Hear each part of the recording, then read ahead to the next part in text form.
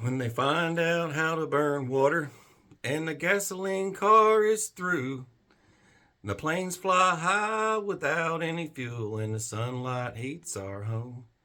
When the worldwide war is over and done and the peace comes shining through, we'll all be drinking that free bubble love and eating that rainbow stew. Don't leave. Eating rainbow stew out of a silver spoon underneath the sky of blue. We'll all be drinking that free bubble of and eating that rainbow stew. Anyway, so this is important. Food scarcity. It is happening now. It is a fact. You don't believe me? You can Google it, look it up, however you want to do it. You can find out for yourself. There is a food scarcity right now. It has already happened, and it's happening, and it's going to get worse, and it's going to be a slow trickling effect as if you're a frog in a pot of water and they turn the heat up. But if you don't believe me, you can check it out for yourself. So you need to be paying attention to what's going on and listen to me and when I'm telling you this.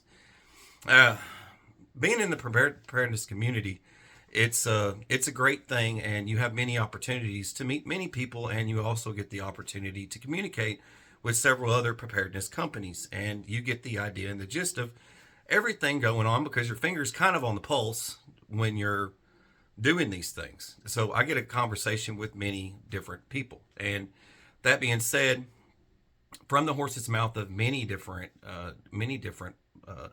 preparedness food companies that the do not promote of the meat products like beef. Do not promote. When you hear someone tell you or you read in your messages, don't bother promoting beef because beef has become a scarcity. And if you look at the prices of beef, it is outrageous. Just for a few pounds, $300 in some places. For some of the finer stuff, which that's the finer beef, and some of you know what I'm discussing. And then it gets into some of the other stuff that's just standardized stuff. A Boston broiler, for example, that's like $30 for just a standard size one. It's or 35. In some places, depends. And that's crazy. That's the kind of stuff that you get as a poor folk to feed your family. That's the kind of poor folk food that you get. Like if you want to do beef. And I mean, don't even stare at the beef ribs or any of that stuff. See, I love to grill. I have multiple barbecues. I grill all the time. I smoke meat. I do all that fun stuff. And it's just crazy when you're looking around at this stuff and you're seeing how fast it's just the prices are accumulating. Now, I also live in an area, this is how I know more than just that. I also know more because of the folks that have Angus cattle. And around me in many parts of Tennessee, there's a lot of Angus, there's a lot of Longhorn, and this is the other thing. And the cows are dwindling away. Like in our area, like what used to be many years ago, 5-6 years ago, how many Angus cows we would see. It's just so many of them that heck, some of them would even bust out of the fence and end up on my property and trying to eat some of the food out of our garden. So now it's not that bad anymore because there's only like 3 or 4 in a lot. And the price of and a lot of these cattle, well, I'll say farmers, but a lot of these cattle grazers and farmers that raise these things, that look at it like the serious aspect of things, the cost to rent that land. The cost to rent that land because most don't own their own land. And that's the other unusual thing is that someone else will own the land and then a farmer rents it to grow his crops on it. And most people don't even understand that that's actually how a lot of this stuff works. How a lot of you get your food or a lot of you get your grain to feed your livestock. That's a lot of how that stuff works. Now, there's such a shortage of the amount of cattle now, and the price of renting the land to keep those amount of cattle on a certain specific part of land, as just and the trade-off, certain amount of, you got to have a certain amount of cattle to be able to get tax exempt status. And even if you've got even if you meet with the code for 15 acres of land, you still, that's the code. So if you meet that mark, and then you can get your cut with the IRS and all that other stuff to be deemed as your tax code for having a farm and stuff like that. Some aren't even meeting that, and it's gotten to this crazy point where it's become a scarcity now, and people are holding their cattle and trying to accumulate enough to be able to get some kind of money from that, revenue from that. And it's a really hard game, and it's a really tough one, and there's a lot of work involved in it.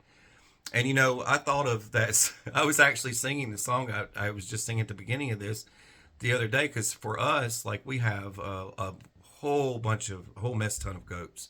We have a mess ton of goats. We have a mess ton of friggin' donkeys, and we got another one about to give birth.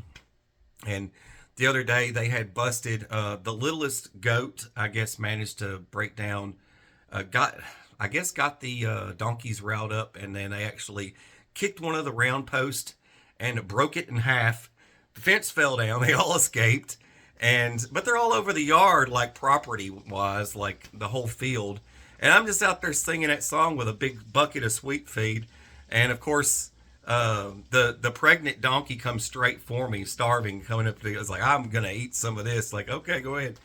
And so I let them all back in. But I was thinking about that and this food shortage, and I said, hey, you know what? Because you can eat goat. I mean, for those of you need to try and come up with some way to be self-reliant. You got to think about that. You need to focus on. You think about, like, what's the number one prep? Well, your number one prep would be like your mental focus, your brains, your knowledge, your knowledge on survival, the things that you need. Like, if you went into the woods today and you walked out there, what's your chances of survival based off of your knowledge, your general knowledge? You know how to find chert, strike it, get some fire going. Do you know how to find certain things that you might need, or to make a knife? One of the most difficult things to regenerate in the woods would be a knife. Cordage, the hardest thing to find. I could name off so many things that would just, and then you get into the whole fact of, like, water, being able to purify water. Your two things, like your physical aspect, are certain things. These are things. These are physical things that you need. These are physical things that you need. God gave you a brain. God gave you skills. God gave you everything that you need to generate the things that you need. Then you have your ultimate preps. So someone would comment and argue with me and say, well, you need Jesus. Well, God gave you a brain. Look, you're talking about the spiritual aspect, ultimate survival manual being the Bible. If you take that and look at what's going on right now, the dominoes are being stacked up against you. If you read that, you need to pay attention, because right now there's fortresses being built in every freaking city. Every major city is building up. Every major city is building up. And there's already, what do we have now? What is it? 16 states have the National Guard armed with. Anybody even know what some of these vehicles are equipped with?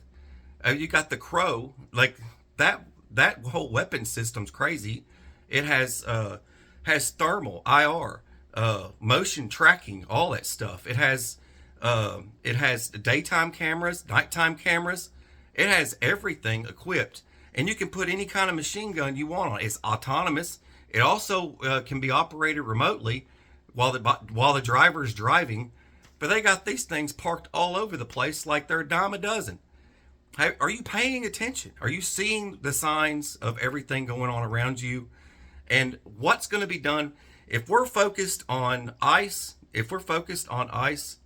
Seriously, the food scarcity thing is another domino. Okay? I'm trying to tell you to wake you up. If you look at all this stuff that's being put in place, Say it is for ICE. Say it is for national security. Say it is for to keep the world safe. Say it's because of the borders. Say it's because of whatever. But still, what's going to happen in a few years when we're done using this stuff? When this stuff is over and done and we're over and through with it, what is going to keep a person from taking this type of technology and power? You know, the AI cameras that are parked in every single building you walk in that can scan and trace you and find out everything about you in a matter of a second. What's going to be done with that stuff? And you think about it.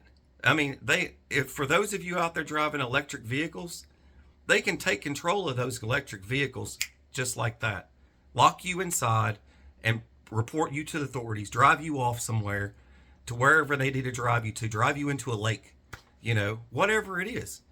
You need to start thinking about these things before you let them drive your life. And the food scarcity is a real thing. If you don't believe me, look it up. But all these dominoes, all these little things, it all goes back to the very beginning when we're talking about COVID and stuff like that. Look at all the things. It's all part of a test. What can they get you to do to stay in line? You watch your kids at home while everyone else keeps going and just keep doing that stuff. And look at where it's going. Then you start seeing like the race stuff, the race bait stuff, to try and get you to hate one another. They want you to hate each other. That's what they want us to do. They want us to hate reds and blues. They want us to hate blacks and whites. They want us to hate each other. They all want us, but we're all brothers and sisters, and you got to remember that. If you don't think about that, we all bleed red. Every one of us bleed blood the same as the next person, every man, woman, and child. And if you don't see that, you are going to fail. You are going to fail big time. You need to pay attention. I'm off my soapbox for a minute. I get a little wound up sometimes when I start seeing some of the stuff that I see every day, and I get concerned. But like your number one prep, if you wanted to focus on knowledge, your brain, and things like that, sure. But if we're talking about physical things, you have the ability to provide yourself with the two number ones would be food and water. I mean, you can make it without food for a long period of time. I mean, you can get buckets, and I have bucket videos. I've done those so many times. You just do Mylar bags, 5-gallon bucket, and you just fill that sucker full of rice, fill it full of beans, whatever you need. Take you an iron, the iron that you use to iron your pants. Take the Mylar bag, fold it over, and just iron it over a freaking 2x4. Close, you're done. You can put an oxygen absorber in there if you want to, but you can seal up anything, and you're guaranteed 15, 20, 30 years of that type of food system. And you can put anything from oats, you can put rice, sugar, grains. You might want to get some flour too.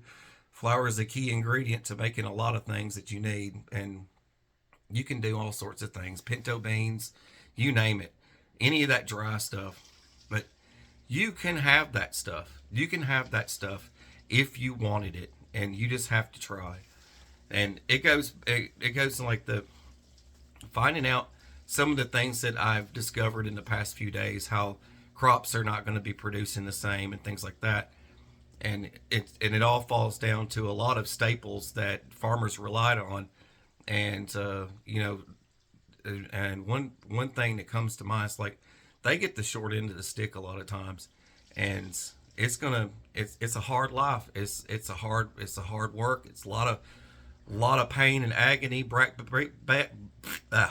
breaking work, and it's awful. And it goes back to, for some of you, I'm not trying to convert any of you by anything I say, so don't ever take me as that kind of person, because I'm never that kind of person. I mean, there are many quotes from Revelations, Michael's, all kinds of stuff that you can read from, like the "come out of her, my people." That's leaving the city. A lot of you folks comment on that all the time. Leave the city, get out of the city, leave the city. It's in the Bible, dude. I'm telling you. You've got to pay attention. These things are happening for a reason, and the dominoes are going to fall, and you're going to be stuck underneath them when they fall. You've got to make sure you're prepared, and there's nothing else you can do. I mean, when the lockdowns and crazy stuff start to happen in the futures to come, and someone has taken over these wonderful high-tech weapons, and we've been led into this guarded paradise. The back roads are not even back roads anymore because there's cameras every 5 feet. Keep that in mind, and they can take over any camera system that's out there that's not belonging to them. They can watch you from any angle. It doesn't matter. So and so's got a Ring camera. They can tap into that in a heartbeat. It's free and open to the public. So you keep that stuff in mind, and remember, and I would share this video with anyone who you think needs to hear something from somebody that's maybe not sane to them, but maybe they will get sane and figure it out. But I know I'm not crazy, and I know I'm trying to say something to y'all, but y'all just gotta listen. But bless y'all. Take care.